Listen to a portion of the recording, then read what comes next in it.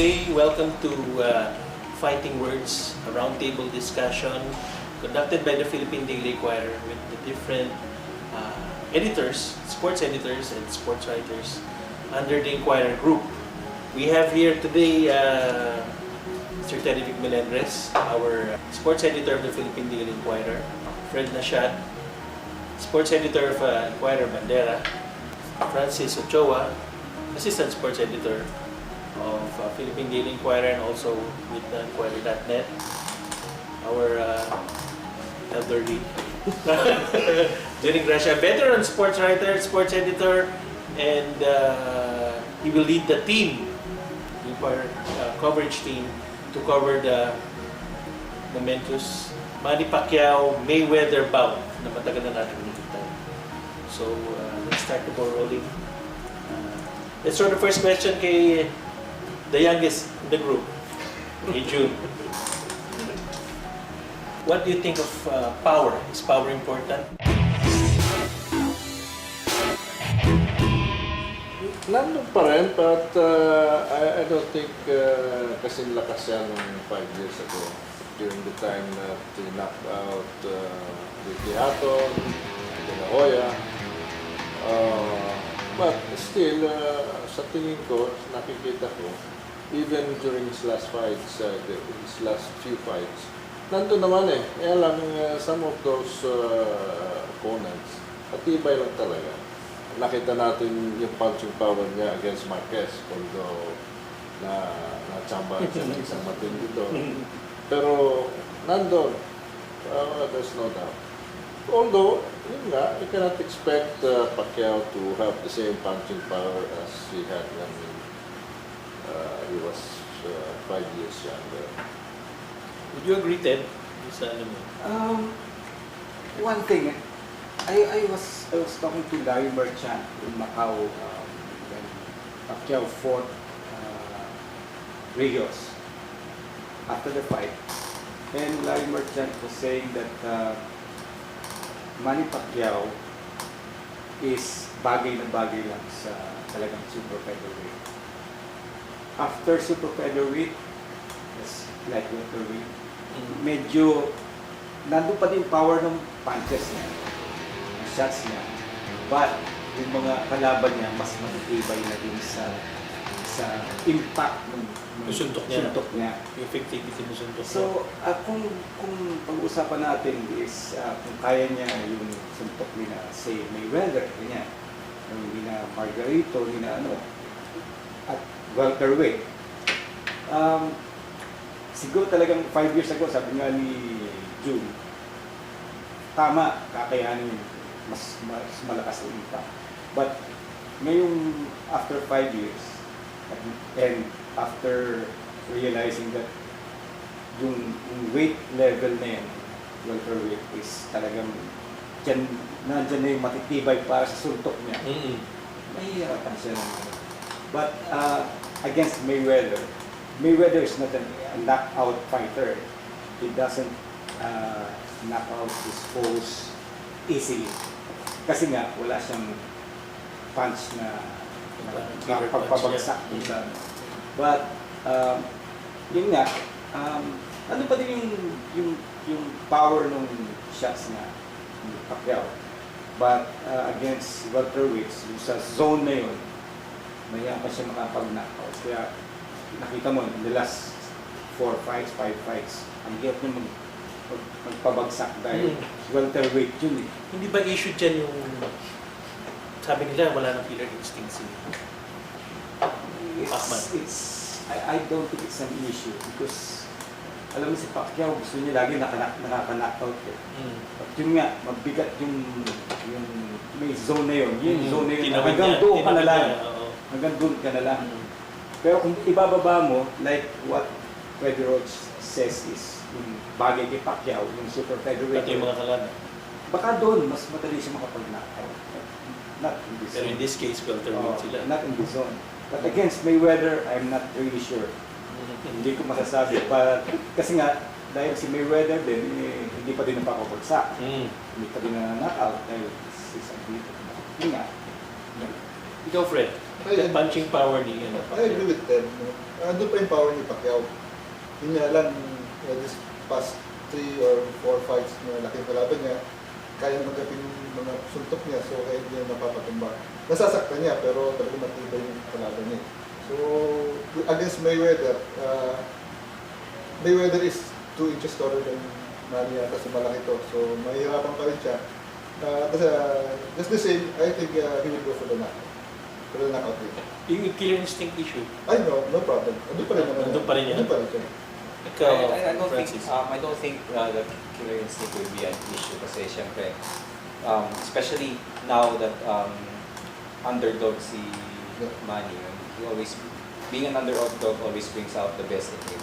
Tapos ito nga, if you really think about it, definitely he has age, the power might have diminished a little bit, and then you have to consider nga that he's facing welterweights already, so siguro super feather, hanggang siguro lightweight, pwede pa eh.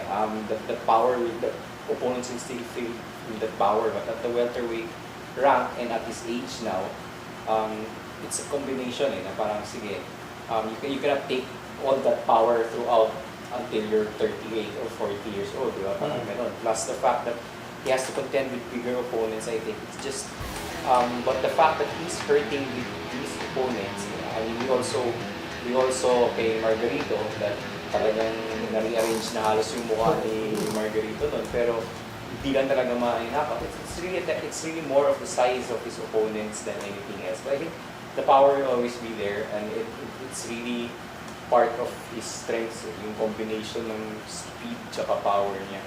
Nung kay Cotton, di ba? Ano bang level sila nung kay Cotton? That was welterweight. Yeah, that was welterweight, pero it was on a touch weight.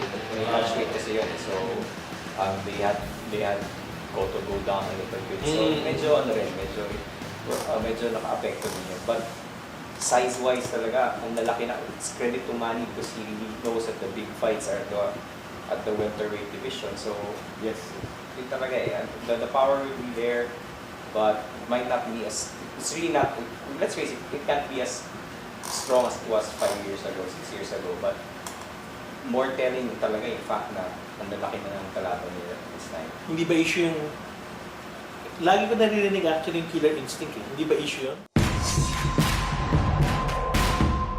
Ano lang yun eh, naka-hype up lang yun dahil sa pagiging Kristiyano niya eh. Okay.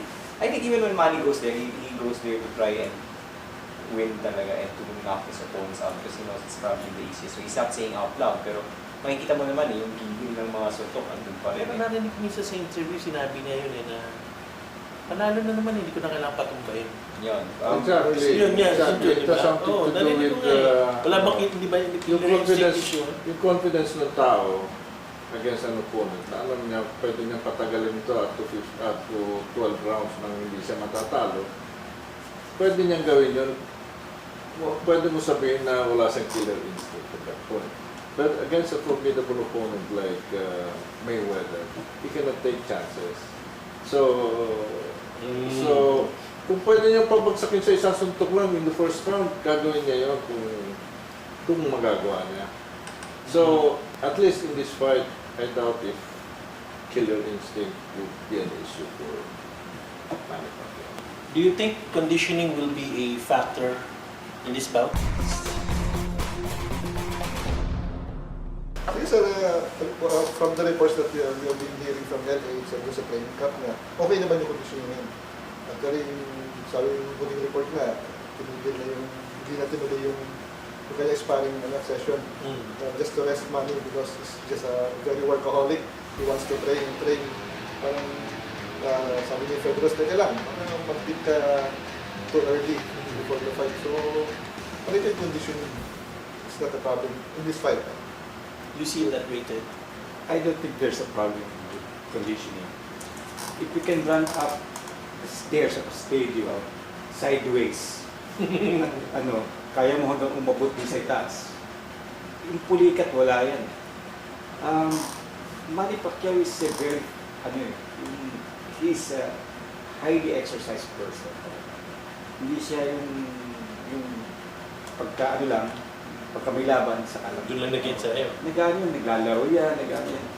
So, Yung pulikat na yan, tingin ko, parang hype up lang yung minsan na alis. Siyempre, bago-bago ko pa lang sa States. Galing ka dito, nag-training ka dito for 1 week. Pagdating mo doon, may jet lag ka pa. Talagang pupulikatin ka kung halimbawa 8 hours ka mag-train, di ba? Wala kinalaman sa... I don't think there's a problem with this condition. Ako, personally, from my experience, ang pulikat is a... By the way, June is a triathlete. Triathlete. He's a senior champion. Okay. Yung cramps is usually a product of yung poor nutrition and hydration. It's a basically, it's a sign of, hindi ako doktor, no? Pero hindi rin ako conditioning coach. But ang madalas nangyayari is nagkakapulikat ka, number one, if you're dehydrated. So, ang kailangan mo lang yung sodium, kahit ka lang ng saging, sports drink, ma-replenish yung sodium sa katawan, yung salt sa katawan. So, that partly solves the problem of cramping. Pangalawa, yung nutrition mo, ganun din. So, combined with proper nutrition and proper hydration and proper training, walang it's hard to have to get cramped in fights like that or in any other physical activity. Pero na lang talaga kung may problema ka siguro sa blood vessels mo sa legs. Baka. Yun, ano. Well, I doubt that. Nakikita naman natin, nag-jogging siya, mabilis yan. Pag pinatuloy mo yan ng jogging all the way, pwede makatapos ng marathon yan. At that Level na yan. At that level of condition, makakatapos ng marathon.